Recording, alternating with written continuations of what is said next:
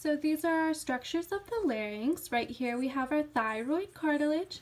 Inferior to that is our cricoid cartilage, and inferior to that is our trachea. Right here is our thyrohyoid membrane, and above that is our hyoid bone. This bone is not attached to any other bones in the body.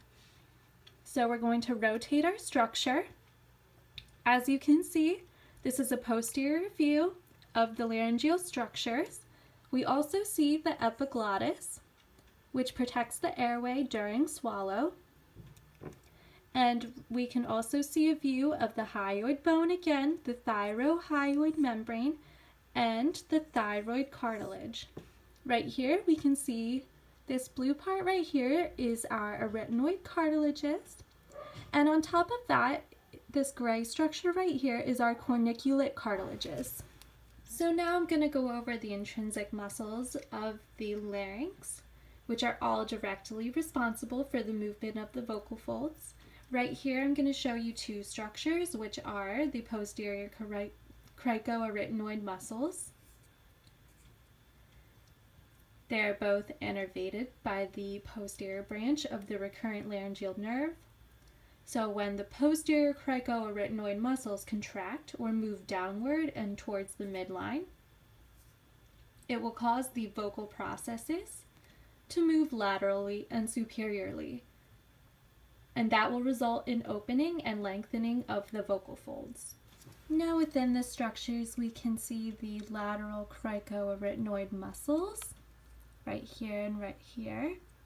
They are innervated by the anterior division of the recurrent laryngeal nerve, and when the lateral cricoarytenoid muscles contract, they will cause the muscular processes of the arytenoids to rotate the vocal processes of the arytenoids towards the midline, and that will result in the adduction of the vocal folds. Now we can see the interarytenoid muscles over here.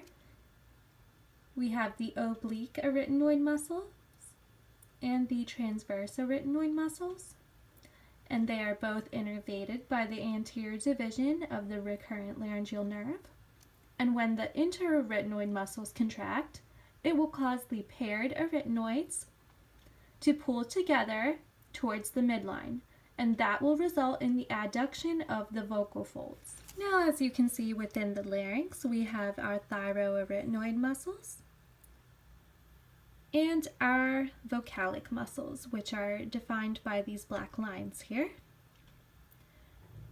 Both of these muscles are innervated by the anterior division of the recurrent laryngeal nerve.